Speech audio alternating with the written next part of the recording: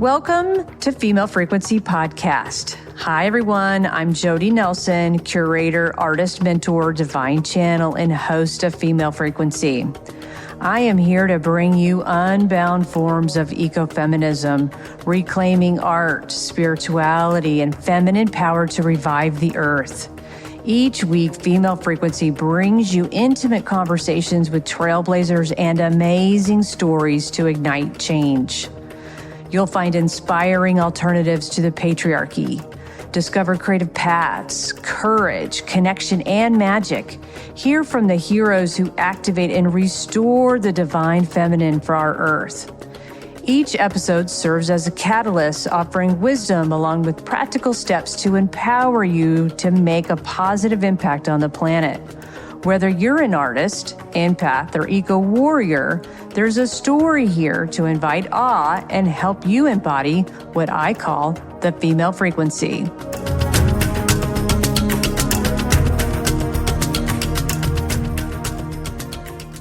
Hello, frequency friends. I am so excited to be back with you this week. I got to tell you something that happened to me. I asked ChatGPT, what do Madeleine Albright and Frida Kahlo have in common? It answered, both mastered the art of bold statements. Madeleine with her brooches and Frida with her eyebrows. I mean, I was pissed. We know that Chat takes an average of what's on the internet, but again, it just goes to show you that we're not talking about their contributions at all. Frida was a trailblazing feminist whose art addressed issues of identity, postcolonialism, gender, class. I mean, Madeleine Albright was a raging feminist. So I would say, when asked what do Madeleine Albright and Frida Kahlo have in common, both mastered art as political discourse. Today, let's dive into the inspiring world of women who have used art to shape history and politics. This episode of Female Frequency, we will explore art's influence and recognize its power to harness meaningful connections. Women have long harnessed creativity and expression through art in various forms, engaging in political discourse, initiating huge conversations, and mirroring societal events. Madeleine and Frida both showed us that art is medicine. Art is a mirror.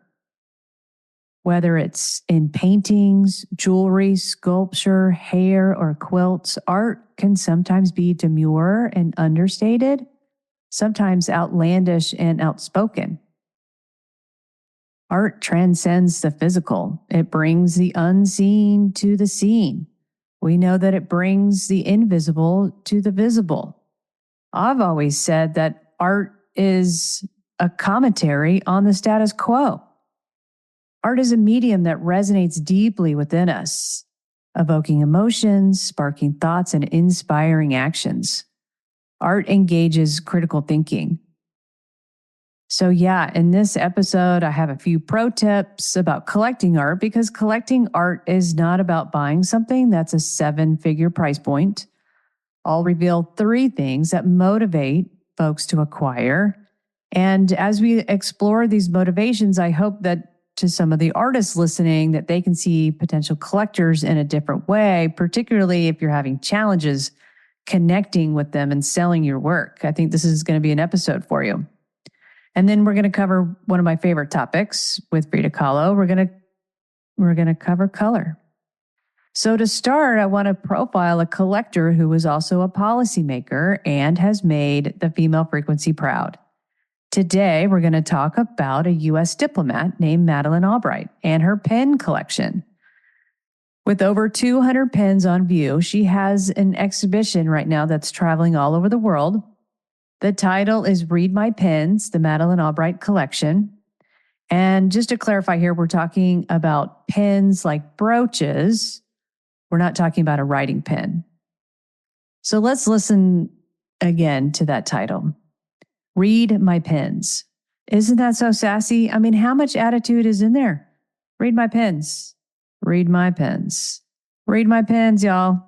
Read my pens. I mean, it's so great. In case you're wondering the same thing as me, is there a difference between pens and brooches? And a jeweler told me no, not really. They're really interchangeable right now. It seems like if you're a little more old school and you're like an estate and antique jewelry lover, then you might call them brooches, where a whole other hunk of people are going to call them pins. And hey, maybe we need to reclaim the word brooch because it did sum it up for me, musty old smell, cranky old lady. But I mean, as you look back on brooches and pins as an art form, I mean, it goes way back. I mean, really, we've been pinning things together since the Paleolithic time zone, and suffragettes were using them. We've seen them being used in feminist movements across Britain, across Africa. They are a statement. And again, we're seeing them have a fashion revival right now. High-end fashion companies like Chanel are using them in their collections. Celebrities are wearing them on the red carpet. And I mean, who didn't love those bedtime brooches on Myra Rose on Schitt's Creek during all those seasons? I mean, those things were monster huge. So I can just tell you that in my career, I have seen that art is not merely an object. It is an emotional response. We know that it's an emotional response from artists. Well, at least I hope you do. But it's also an emotional response from the viewer. I mean, it really is all encompassing. So these pens, their stories, and their messages reflect how Albright used art to showcase her sense of wit, her humor, and her communication style for cultural diplomacy. Just awesome. Do you want to know a little bit more about her and a little bit more about her story? Well, she was a daughter, she was a mother, she was a grandmother. And in 1997, President Clinton appointed her as the very first Secretary of State, making her the highest ranking woman in U.S. government history at that time. Yeah, so cool. Madeleine Albright was born in Prague, Czechoslovakia, which is now called the Czech Republic, in 1937. In 1948, she fled the communist regime with her family and immigrated to the United States. In 1957, she became a U.S. citizen. Now, her career is multifaceted. I just feel like I should share a little bit more. As Secretary of State, she reinforced America's alliances, advocated for democracy and human rights, and promoted environmental standards. Hey, I wanted to pop on here and talk to those creative entrepreneurs listening here for a second.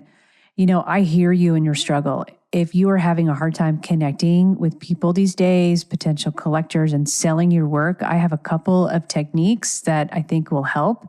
My recent magazine release right now is a 25 collector profile guide that you can pick up. Just go to my website, go to thefemalefrequency.com. This is where you can dive into the minds of 25 different collectors, understand their motivations, and learn how to make your art resonate on a much deeper emotional level. Art is more than an object. It is an experience, and I am here to help make those connections. If you're interested, if you're curious, if you want to learn more, go to thefemalefrequency.com, hit the school tab, and you'll see the magazine there.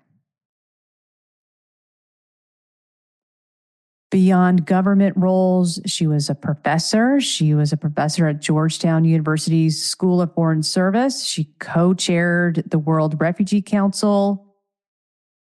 In 2012, she received the Presidential Medal of Freedom, the nation's highest civilian honor, from President Obama. She was also a very accomplished author with 7 New York Times bestsellers, including her autobiography titled Madam Secretary, a memoir.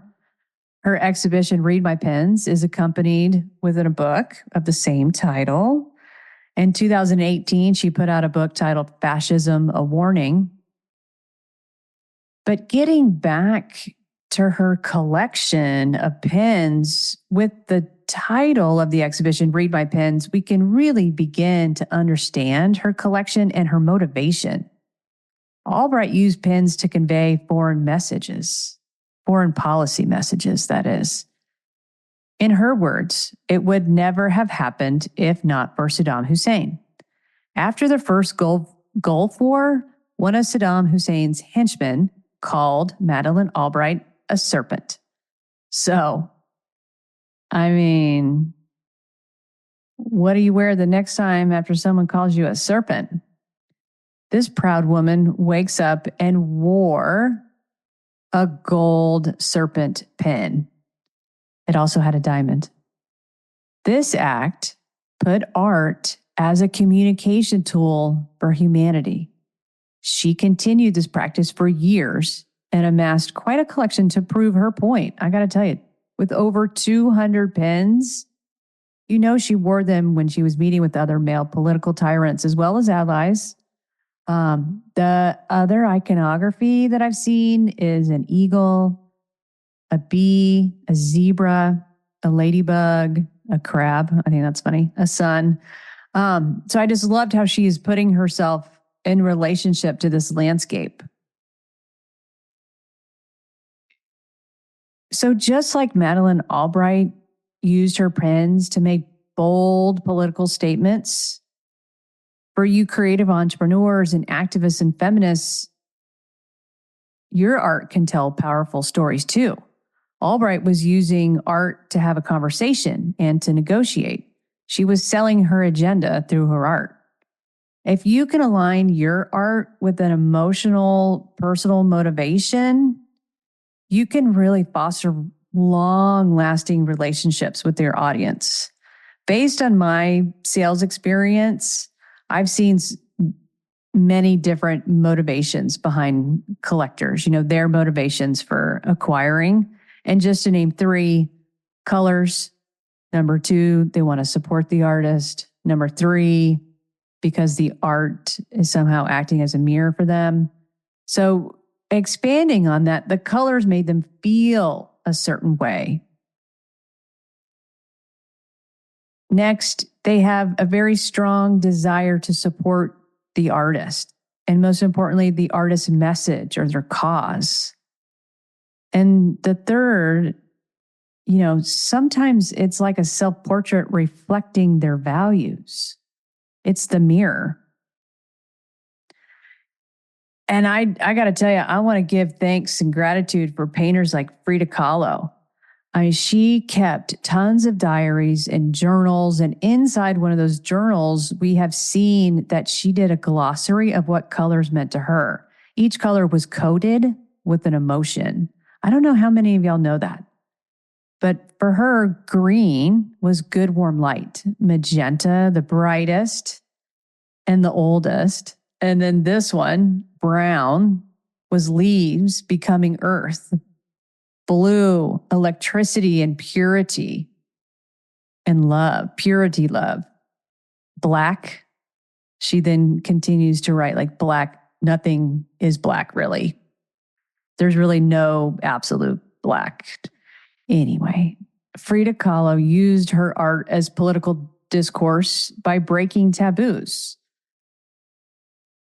and giving a voice to women's bodily anatomy and resilience. Her unapologetic representation of the female relationship in the world and strength can be seen as a feminist statement against the patriarchal norms of her time. Oftentimes, she would put herself in the landscape, showing us in a visual way her relationship with the landscape, with an emphasis of what I'm saying, with the landscape. It's really, let me just, and her self-portraits and how she was having a dialogue with everything that was going on with her in relationship with what was going on around her. Well, it's really been an honor to take a moment to reflect on the power of art and these remarkable women who have activated it in such meaningful ways. And they really are creating meaningful change.